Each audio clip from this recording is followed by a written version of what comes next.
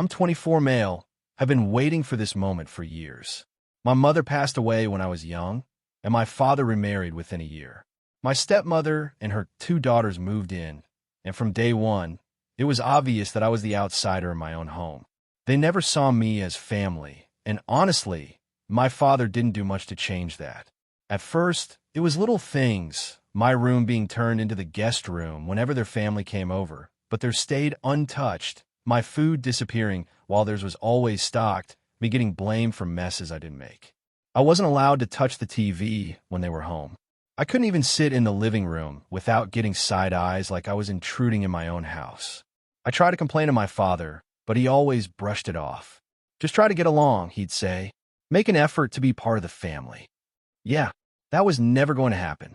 I kept my head down and focused on getting out.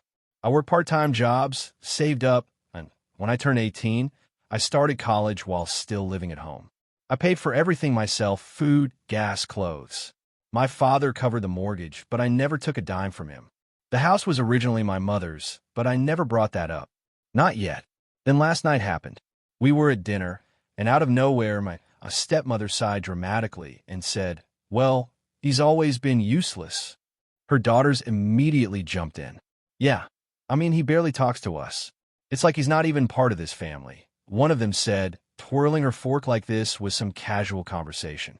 The other scoffed. "Honestly, why does he even have his own room? We could use that space for something better.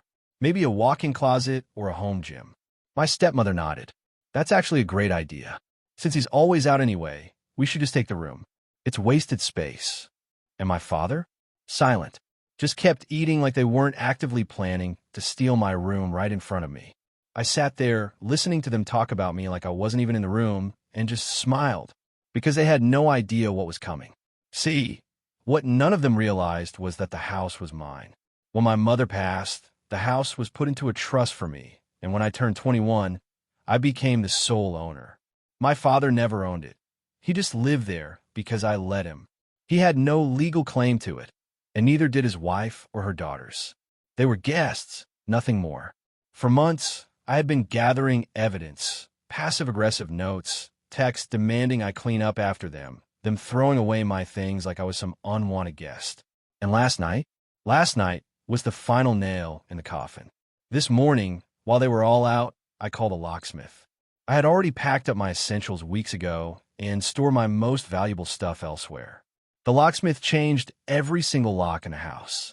I didn't touch their things, but I did place their most obvious personal belongings, clothes, makeup, a few random essentials, neatly on the lawn. When they came back, it took them a few minutes to realize what had happened. My stepmother tried the door once, then twice before looking around in confusion. One of her daughters rattled the handle like that was going to change anything. Then the banging started. "Open this door right now," my stepmother shrieked. I stepped outside, arms crossed. "Problem?" She spun around, her face red.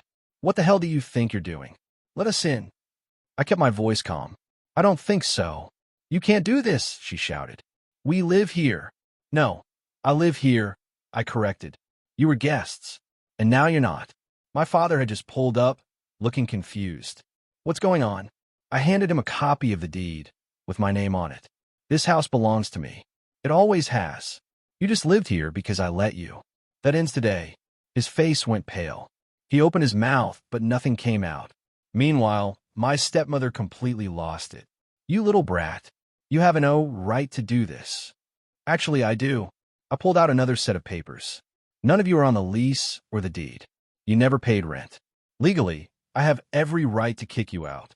One of her daughters scoffed. "This is a joke, right?" I shrugged. "Nope. You can't just throw us out. We have rights." I nodded. "You're absolutely right, which is why I consulted a lawyer months ago. Since none of you are tenants and have never paid rent, I don't need an eviction notice. This is trespassing now, and if you don't leave, I'll have the cops remove you." Her daughters were already scrambling, grabbing their things. My stepmother turned to my father. "Say something. He can't do this." But my father just stood there, staring at the deed, realizing just how badly he screwed up. I turned to him. "For years, you let them treat me like garbage. You never defended me, never stood up for me. You let them act like they own this house. Well, guess what? They don't. His voice was quiet. I didn't know it was this bad. I laughed. You were there. Every single time. You just didn't care enough to do anything. Silence. I nodded toward the sidewalk. You should go. All of you. They left. Not quietly. My stepmother was screaming threats the whole time, and her daughters threw in a few insults. My father was the only one who looked back. Maybe he thought I'd change my mind. I didn't, and I never will. That should have been the end of it, but of course, they had to try one last time. That night, my phone started blowing up. Son, let's talk about this. You can't just throw your family out.